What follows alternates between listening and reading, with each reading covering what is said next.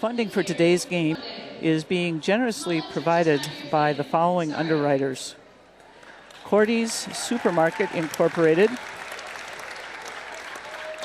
Garlock French Roofing Company, Kowalski's Grand Avenue and Woodbury Markets, S&S Tree and Horticultural Specialists Incorporated, and Meg Stevenson and Associates.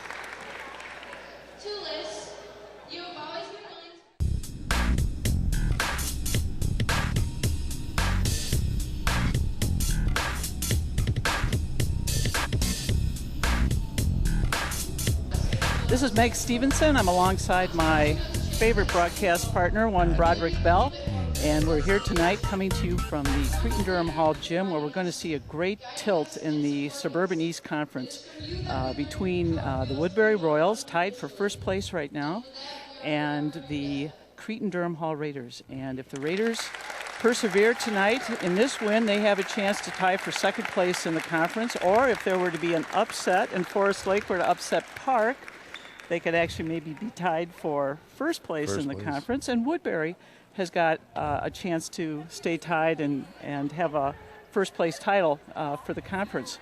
So we go into this game, and we've got a veteran coach, Dave Preller, going up against head coach Amy Bellis for Cretin. And maybe we have some interesting styles of play to talk about tonight, Brod. Right. You know, the first thing you want, it comes to mind is, it'll strike you right when the game starts, is the Woodbury team. They're going to be deliberate. They're going to try and keep the game down in the 40s. Cretin's going to come at you, try and press and get a little bit up tempo and see if they can get some shots in there. The one thing that this game is really special because, as we said off the air, this is dress rehearsal. We're getting ready for the big show. It's coming. These coaches, they know everything about each other. They're going to look and see which people on the teams are going to be committed to their philosophy to win the game down the stretch. They're going to put their good defenders on the good offensive guys. The good offensive guys, the coaches are going to try and highlight the good offensive guys and get them open to get some shots. This game is a very simple game. And now it's down to who wants it, who wants to follow direction, who wants to play the hardest to get to the next game. Now, these two teams, even before Cretin entered into the Suburban East Conference, these two teams would run into each other a lot on the way to the state tournament in the regions. And they've had some gangbuster games over the history of this rivalry, and it is a rivalry. Oh, absolutely. And so I think it's terrific that this is the last game for both of these teams heading into the state tournament start of regionals. Yeah, and you're right, and it's going to be an exciting game. This game is going to be a barn burner tonight, no doubt about it. They're going to get after each other, and that's what's fun about it, to see young kids get after it, and, you know, they know what's at stake here. You know. And it's a special sort of emotional time for both the coaches and the players because it's senior night. Yep. And on the Woodbury side, for the Royals, some tough news for one of their seniors in that their starting senior center, Carrie Wardell, was injured in their overtime loss to Roseville last Tuesday night. Right. And they don't know the extent of the damage to her knee, but she's not going to be able to play tonight. So I know that's not how she wanted to end the regular season as a senior. And as is the tradition for Cretin-Derham Hall, they'll start the game with all the seniors.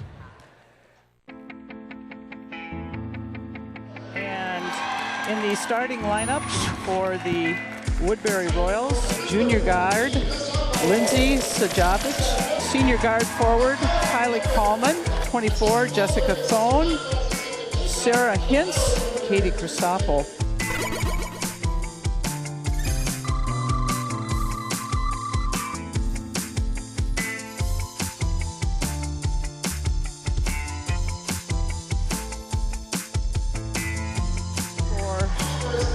Cretin, we're going to have a starting lineup that's a little unusual in that we're going to have seniors out on the court for the Raiders tonight. And obviously top dog in that group would be one Alyssa Carroll. Oh yeah, the point guard.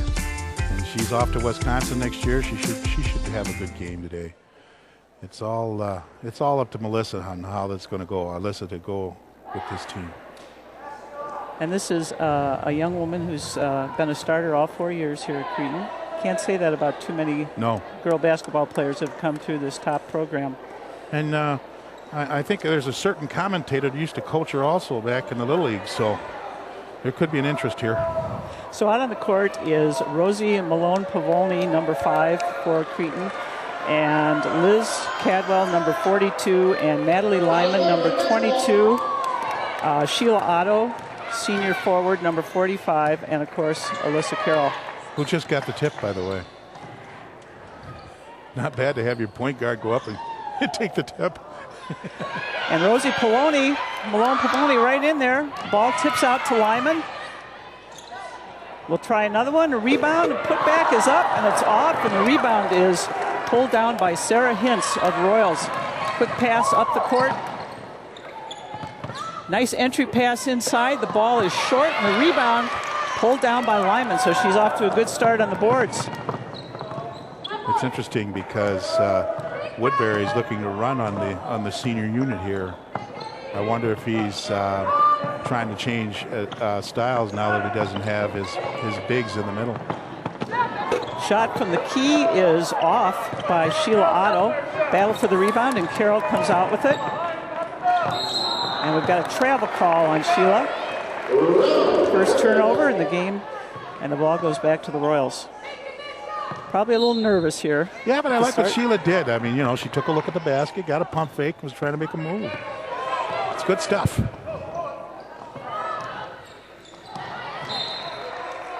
Cretin jumps into their press right away.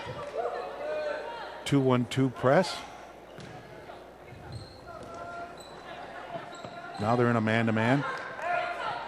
Kylie Coleman gets the ball out to Jessica Thone, second leading scorer for the Royals this season. The Royals are being deliberate. They're taking their time. Looking for the good shot. Strong move to the basket. Oh, down and out on a very strong move by Katie Christoffel.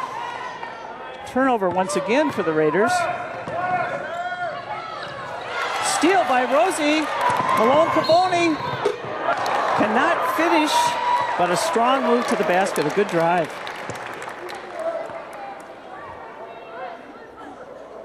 Before this game gets too far, I'd like to mention our referees. Of course, are from the St. Paul Conference. Brett Ream, Tom Lindorf, and Tim McGowan are handling the game tonight.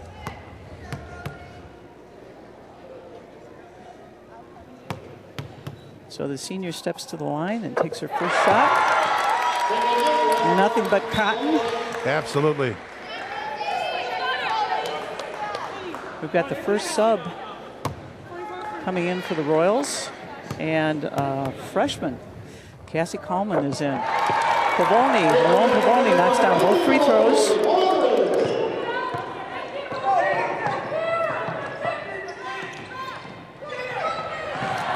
It's interesting. Cretin, after the second entry pass, they run two people after the ball to force that ball out of there. And they have their stud Division I player playing center field trying to get a steal. That's being the ball hawk. Yeah, that's a good move.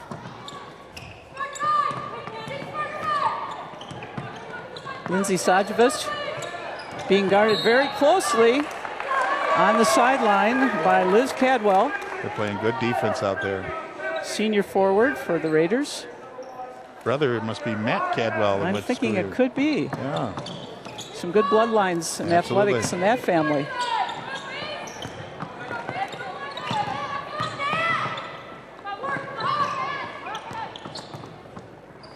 Royals running a weave out at the top of the key here. Sajevich with the pass, and the ball is lost. Toss up ahead. Alyssa Carroll going strong to the board, and she finishes. Good move by Alyssa. All right, here's that second pass. Here comes the double team. See? They're going to force them to pass. But what's happening is there's a back door here. They're going to let the second person make the pass instead of the point guard. It's not a bad idea. Tricks of the trade. So if Woodbury can get that second pass complete, they're going to have a shot at a 2-1 on the basket, and that's the gamble you take on that defense. Right. But that third pass could be a humdinger. So the freshman Cassie Coleman with the ball out at the top of the circle. Over to Sajovic. And we're going to have a foul called on number 44, Liz Cadwell. You know, like what I liked about Liz was she did the proper thing to do the jump switch, but didn't get out there quick enough. Next,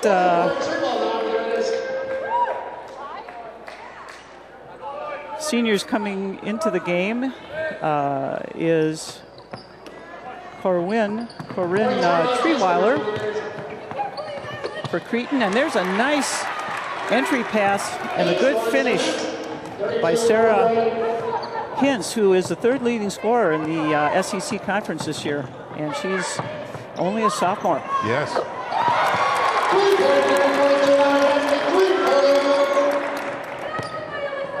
And the Raiders put down a three-pointer. Okay, now they've gone back to, here they come. Here comes the double team on that second pass. They're trying to do something here. Geske has got a great outside touch. Beautiful look once again in underneath. I think once they get to half court, that strategy is just not going to be a good idea because that back door was wide open. But you could see if it's a good idea. Give and go, and the ball is off the hands of Rosie Malone-Pavolny. He comes out of the game, and coming in for her is the senior guard Hannah Gickling. Nice strip. 34. Quick steal by Carroll on the basket. Puts the Raiders up 9-4 with about 14 minutes to go in the first half. Seniors aren't doing bad. There's that back door. The post person didn't see it that time. No, but a beautiful move by junior forward Katie Christoffel to work her way into the basket. Here's an outside look, short on the shot by Corinne Treeweiler for the Raiders. Coleman with the ball once again, driving towards the hoop, takes it all the way, partially blocked, I think, by Carroll. And a good outlet by Sheila Otto. Shots going up, strong, and coming away with the basket is Kylie Coleman for the Royals.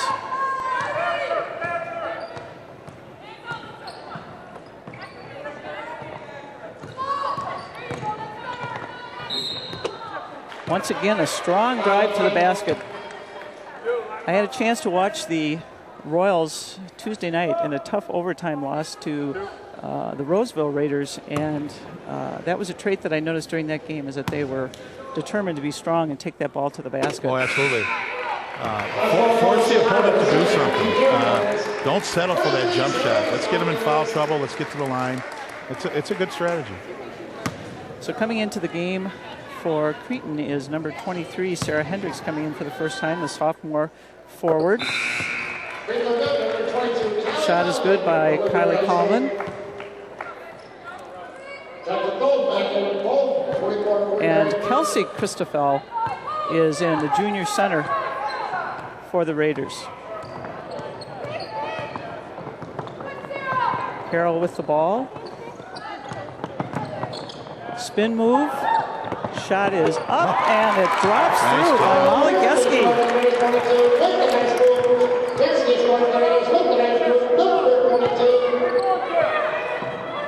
It's a lot easier to set up that pressure when you've made the basket. Oh, yeah.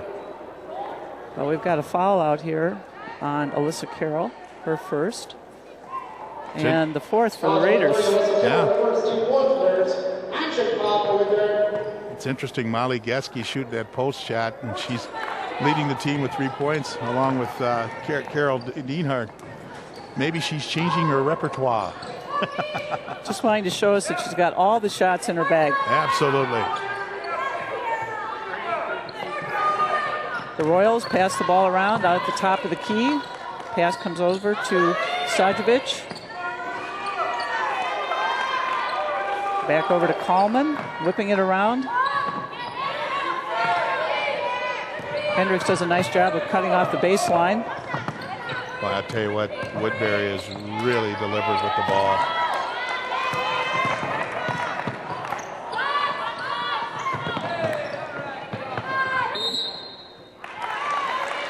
I don't know about that shot, but that was a good.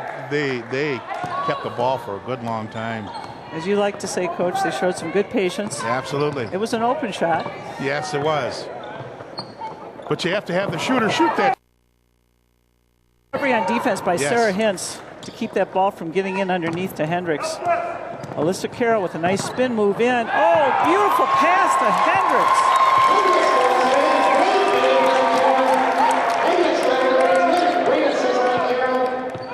Just a nice job of penetrating into the lane and setting up her teammate. But there's that pass over the top. Nice finish by Kelsey Christoffel. Uh-oh, look at this. That is going to be open. And Woodbury is measuring that whole defensive scheme up here. I wonder how long coach is going to keep them in that defense. Senior guard Molly Knoll, 5'7" senior guard, is into the game for Cretin. Woodbury's putting on a little press of their own. Pass comes into Geske. Oh, they back away after the entry pass. Back over to Gickling. Hannah gets it over to Carroll. She eyes up a three-pointer, and it's good. You know, it's interesting. The first time I saw her play was against Central. And Central is a handful. Getting to see her for the first time, she is really an accomplished player. Wisconsin's going to get a real good ball player here.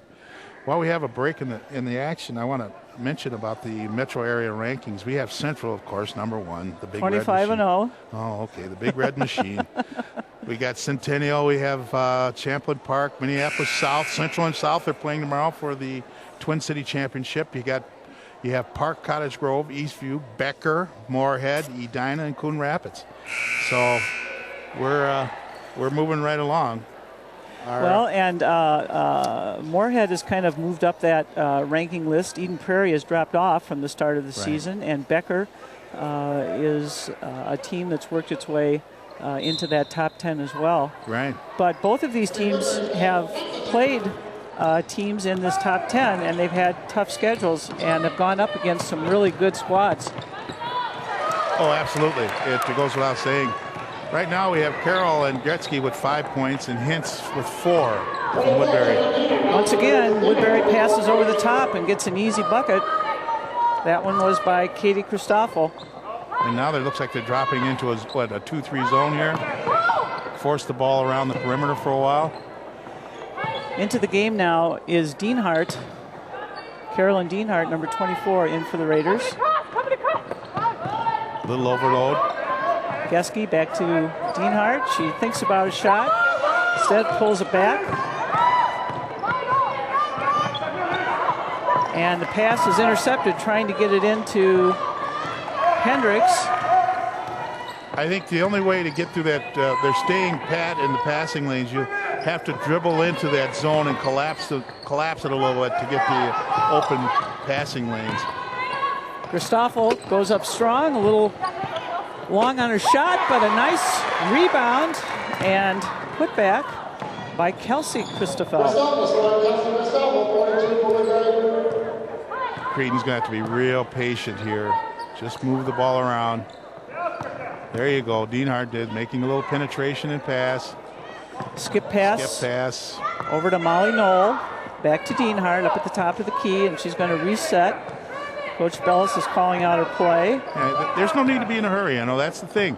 What do they say? The best part about playing chicken is who's going to blink first. So they're taking their time and passing the ball around and find the open person. It was a tough angle for Hendricks. She wasn't able to convert, but it was a good look. And now the Royals set up into their half-court offense. Cretin's still in a man-to-man. 16-13 with about 8.5 minutes to go in the first half.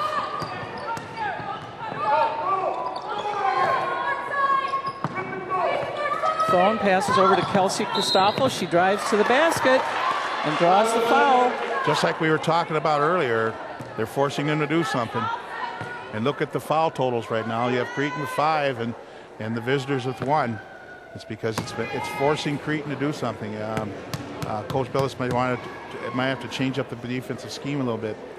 I might drop back in the zone. I have a short lead right now, and I drop back in the zone and see what Woodbury can do. So Kelsey Christoffel converts on her first 3-point attempt and steps to the line for her second. Bounces out and my just favorite into player. the game. We won't mention her. Kendra Harris pulls down that rebound. And we've got steps by Dienhart. I really like this Harris. I think that she is going to be some kind of ball player in the next couple of years. She's a nice wide body. She's what they call a space eater. She's back to old school. And the nice thing for Coach Bellis is she's a sophomore. Oh, absolutely. Beautiful pass, a little strong. On the shot, however, is Christoffel. Behind the back move. Tough pass in underneath, scramble for the ball, and we've got a jump ball.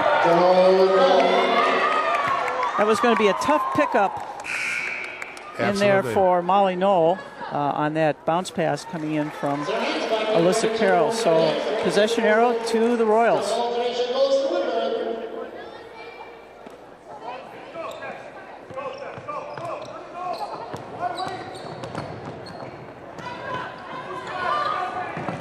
Cretin staying with this man-to-man.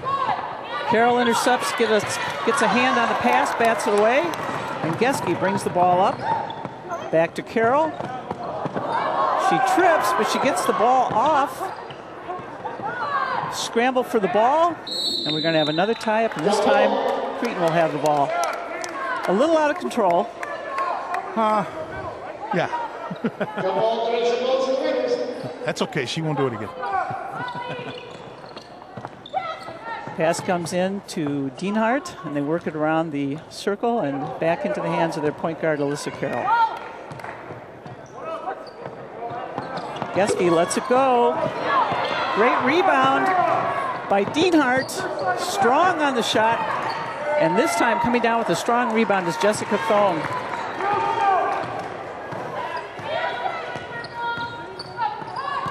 Thone is a real strong player. Oh, absolutely.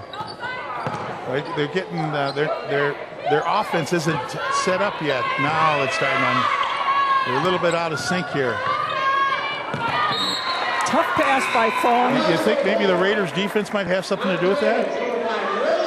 Over the outstretched hands of her teammate Kylie Coleman. So Molly Knoll goes out and Rosie Malone-Pavolny, senior guard, comes in, number 5 for the Raiders.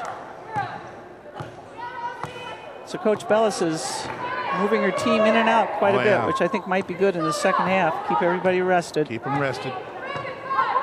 The first time we saw these, when we saw Cretin play against Central, she did the same thing, kept people fresh, which is a good move. Dienhart misses her shot, does a nice job of getting the rebound, and unable to convert on the drive into the lane is Carroll. There's another foul. Geske fouls the freshman guard, Cassie Coleman. Next foul is shooting the 1-on-1. We're at, 6:29 left to go in the game. I mean, in the first half. Coach Preller doesn't go as deep onto his bench, but he's got a very young team this year. And I'm really impressed with their poise. I think the other thing that's interesting about this team is that they're 8-3 on the road. Someone tell these kids they're kids. They're not supposed to do that. That's outstanding, and that's a wonderful problem for the coach from Woodbury. I mean, they're coming here and they're playing real disciplined ball. Ask me how you learn how to do that. All right. How in the world, Coach? At practices, there's no dribbling. You come across half court, and then you go 5 against 7, 8, set the picks, make the right, do the proper mechanics and back doors and stuff like that. That's how you get that going.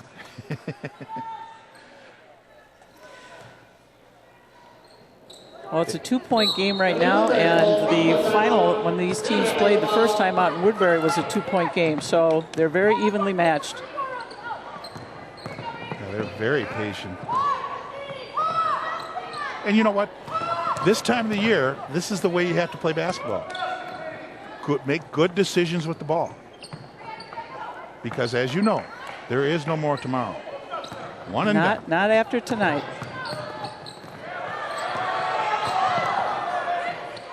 Beautiful job by Katie Christoffel once again getting into the lane and hitting that short little jump shot in front of the hoop. So we are tied with just under 6 minutes to go at 16. And he's staying in that zone with only 1 foul. You're not going to commit too many fouls when you're staying in a zone like that. It's good strategy by Coach. He's going to make Cretin hit the threes. Absolutely. I was just getting ready to say Cretin needs to start hitting from the outside. Bring them out of it. And so far, they're not warm, and that was really close to being over and back. I thought maybe we might have had that. You look at the game, at the way this game is laying out, and Cretin is staying in their man-to-man, and Woodbury is taking the ball to the basket. Yes. Falling back into a zone and quickly. Exactly, and so right now their strategy is starting to gain the momentum of this game. Oh, absolutely, and it's a good idea because you have Alyssa Carroll, which can play the game and find the open person, and then you have Dienhart, who is now in the game, who'll cut it loose anytime. So they get back and get back to playing defense. Set a person up to slow up the point guard, and all right, we're dropping back into our 2-1-2 or 2-3. So Sarah Hintz hits both of her free throws and gives Woodbury, I think, their first lead of the game at 18-16. And we've got another travel turnover against Rosie Malone-Pavoni for the Raiders. The thing about a zone, it's specifically there to slow down the other guy. And that's exactly what they've done with Cretin. It forces you to do something that you're not used to doing. Cretin's used to playing up-tempo, run in there and find the open person and get a shot off. Woodbury's taking that away from them right now. Then on the other hand, their offense is slowing up. And like they said, good delivered offense is great defense. That's great. Oh, beautiful block from behind by Carroll. Great job.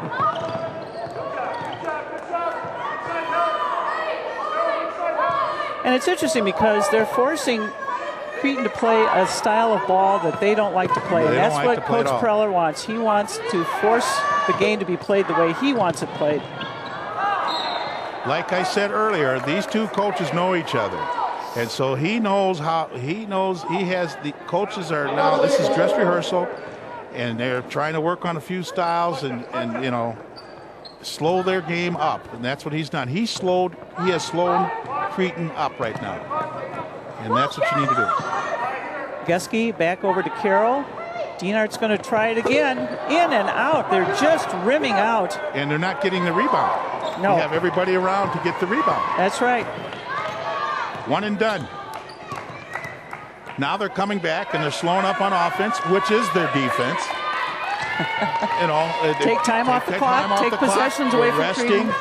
We're not using a whole lot of energy. Remember, their stud is out on an injury. This is starting to shape up here. They got a slight lead. Okay, we'll play with it. It's only the first half.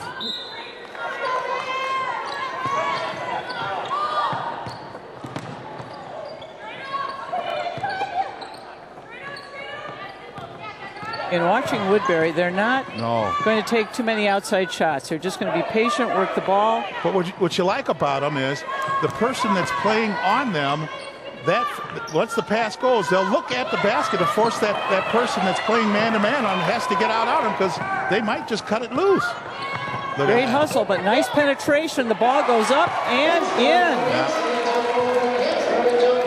I'm sure that Coach Billis at halftime is going to make some adjustments, and we're going to see a different ball game out of Cretin after the halftime. Now that time, Cretin was able to push the ball up the court before Woodbury could get set in their defense, and they were able to draw the foul, and so Rosie Malone-Pavoni is going to go to the free throw line.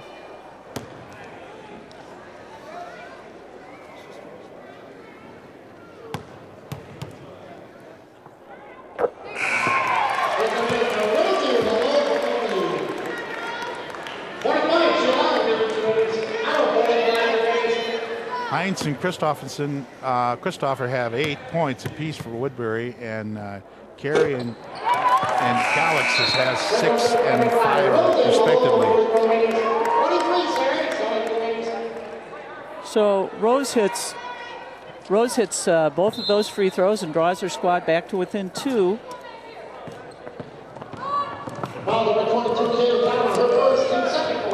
Pressure comes again by Cretin. Ball is up in the air. Carroll takes it away. Dienhart cross court. And Malone-Pavoni was not able to control that pass, so the Raiders will take it back up to the top of the key with Malone-Pavoni is 4 for 4 in her free throws. See, they're forcing uncharacteristic mistakes by Cretin right now. They're forcing them. They are definitely into their disrupting their comfort zone and what they want to do on offense. So coming back to meet the pass is Sarah Hintz, and she gets the pass up to her teammate Kylie Coleman. Looks over to Lindsay Sajovic, and they work the ball around and back into the hands of Thone.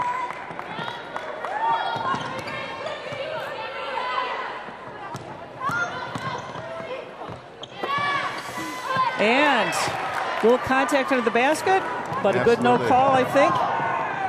Behind the back, up, and the bounce doesn't go, but there's Woodbury for the rebound again. Malone-Pavoni couldn't quite pull it down and control it. And Woodbury has the basketball with a 2-point lead and just over 2 minutes to go in the first half. Dienhart goes for the steal, misses it, shot is up. I think it was partially blocked by Dienhart, but a good, strong offensive rebound by Kylie Coleman, the senior guard for the Royals. It's interesting, and like I said, this is dress rehearsal. This is let's just say this is tournament play. Tournament play forces you. It's a whole different season. It's the 3rd season, and we're seeing some things here.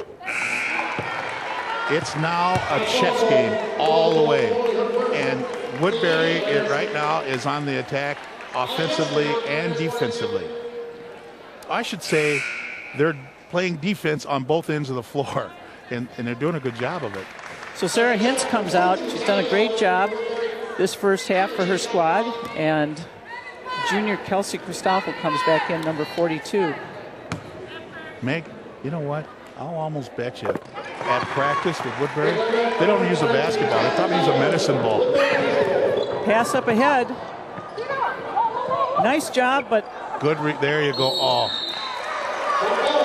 Tough pass, and Hendricks was tied up right away. And if Hendricks would have had that ball, boom, she's right back up putting the conversion.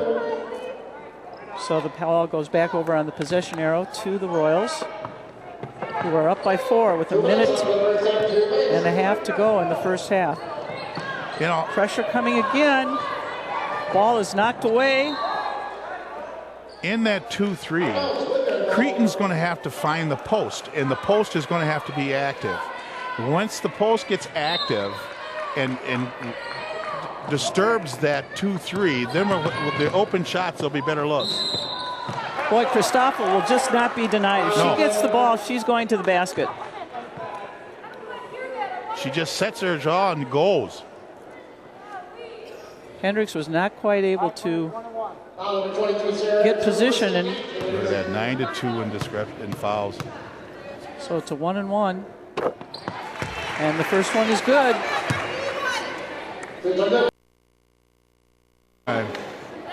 I'm curious to see how Coach Billis is going to make the adjustments. I know she will. She's a good coach. She sees what's in front of her right now. So 8 points for Katie Christoffel at this point in the first half. Now they have definitely slowed Cretin down. The Raiders need to get a basket. It's been a while. They've been sitting on 18. The post needs to make herself available. And there's a great shot by senior forward Sheila Otto, a big Nice three-point shot. Nice job. That's the great thing about a three. You're not really out of the game. Once again, there's Otto on the defensive end. Nice outlet up ahead to Dienhart. Dienhart waits for her teammates to come up. Skip pass over to Geske. Back to Carroll at the top of the key. Back over to Geske. The post needs to make herself available. She seems to want to just stay behind a person. She needs to make herself available. She has to flash up. We need post play right now. Geske eyes it. Carries the thread of the shot. Back to Dienhart. Nice shot. There she is. Good rebound. And I'll tell you, Carroll just cannot get the shot to drop right now this first half. She's just not quite feeling it. So I'm guessing the Raiders are going to see if they can hold the ball and get the last shot. They've got a 3-point lead, 24-21. Oh, the ball's right there for Otto. Oh yeah, they're going to go for one. Or they might not even shoot the ball at all. They might just go ahead and run it right out, which is not a bad strategy. Pass is deflected and intercepted. Geske has it up to Hendricks. Cretin needs to score. Pass is out to Dienhart at the buzzer, and she can't quite hit it. Would have tied the game. That was a long three. Yes. So we come to the end of a terrific first half, a little bit of a chess match going on. Absolutely. And good adjustments made by the Woodbury Royals after Cretin jumped out to the lead, and we have a score of 24-21 at half in favor of the Woodbury Royals. I had a chance, Broderick, to talk with both of the coaches before the game started, and let's hear what these two coaches had to say. Yes. I'm standing beside head coach for the Cretin-Derham Hall Raiders, Amy Bellis. And Coach, tonight your team's got a chance to secure a tie for second place in the Suburban East Conference. You're coming off a little two-game win streak. What do you see as the keys for this game tonight? Well, I think, as always with us, it's kind of getting repetitive, but we have to just kind of keep the tempo going at the pace that we want to have it. Woodbury likes to play the same kind of tempo, so it's going to be a little bit more challenging for us tonight, I think. But we just want to come out and play hard, and obviously I think tonight is a little bit less about winning and more about playing really well going into the playoffs. Certainly Woodbury is a very good team, and you know, we might play great and still get beat. I don't know, but I'm really interested tonight in seeing our kids play hard and be ready to go once the regular season comes to an end and we get into the playoffs. Now, the first game out at Woodbury was a real close contest. You came away with a 2-point win. Talk a little bit about that contest. Yeah, you know, it was a great high school basketball game, exciting all the way. Alyssa Carroll hit a little jumper with a couple seconds left that got us the win, and they had one last chance to tie it, actually, and missed a shot down at their end. So it was one of those games. It was just a fun high school basketball game, and we'll take it. It's fun to be in a conference where every night is an adventure. We're hoping for a little help from Forest Lake maybe tonight. Maybe we can get a share of that title. We don't know. Exactly. If they could upset Park, there you go. Well, you talked a little bit about heading into the regionals, and I look at the bracket that you're in, and holy moly, we've got some good basketball teams in there, and you've come up with the third seed. How do you feel about that? Well, I think we got really lucky with the third seed. I'm not going to lie. You know, Woodbury was kind of between Woodbury and us, and I'm thrilled. Clearly, we'd like to play Central in the finals, play Park in the semis. We played Park. We split with them. I think we feel a little bit more confident about playing them, and we know our game plan a little bit more. Central's kind of a wild card. They've got so many good players, and you just don't know who's going to be their superstar any night. So, you know, we feel fortunate, but we have to beat two really, really quality teams, and really three pretty good teams to make it into the state tournament. Anytime you get a chance, though, to play Park, which has become a good rival in the Suburban East, and Central, which is a neighborhood rival, as you know, it's going to be fun. So we're excited. Excellent. Thanks, Coach. Good luck tonight. Thank you very much. Great luck in the start of the regionals. Thanks so much. This is Meg Stevenson, and I'm here standing with Minnesota High School of AAU coaching legend Dave Preller, head coach of the Woodbury Royals. And Dave, we finally reached the final game of the regular season, and your squad is tied for first place in the conference. You know, I looked at this team, and you start 2 sophomores, you bring a freshman in off the bench. Talk a little bit about the way this season has gone, and I think what impresses me the most is it's a young squad, and you're 8-3 on the road. Well, thank you. They are young, and I cannot remember a group we've had that has learned as much and absorbed it. We throw a lot of stuff out at kids every season, but this year's group seemed to have hung on to a lot of the different twists and wrinkles we've put into offenses and playing defense. And they're the kids that work hard too. That helps. They bring a lot of good work ethic to the game, and that makes it easier for us as well. Now, you came off a tough overtime loss out at Roseville Tuesday night. I had a chance to watch that game, and you had some great looks at the basket at the end, and it was just like there was a lid on that basket. But how are the kids after that game, and what was practice like this week? Practice was real good Wednesday, and basically we talked about it a little bit. You know, we had some good looks and didn't execute, and it cost us the game. But it wasn't our game. We played somebody else's game, and I think the key in what every coach wants to do, this isn't, you know, big breaking news, but I think you want to play your game, and we'd like to get back to playing a little bit more our style basketball. And lately, it seems the last few weeks we've been just trying to play more to the level or the style of somebody else's game. And that's our goal tonight, is to try to play more of our own style. Whether we're going to be able to do that or not, that's why we're going to play. Now, I saw that it looked like you had some tough luck and lost to your starting senior center. Yeah, Carrie Wardell injured her knee in about 10 minutes to go, I think it was, in that Roseville game. And we don't know the extent of the injury. It sounds like there's nothing broken in there. It's not an ACL. Something may be wrong with the meniscus.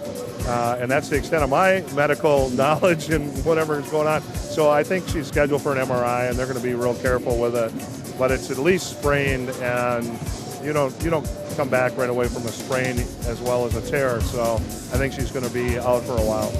Now, last question. I looked at the bracket for the start of the state tournament. You've got a 4 seed, and I'm sure it must have been awfully close seeding between you and Cretin. But how do you feel heading into the tournament?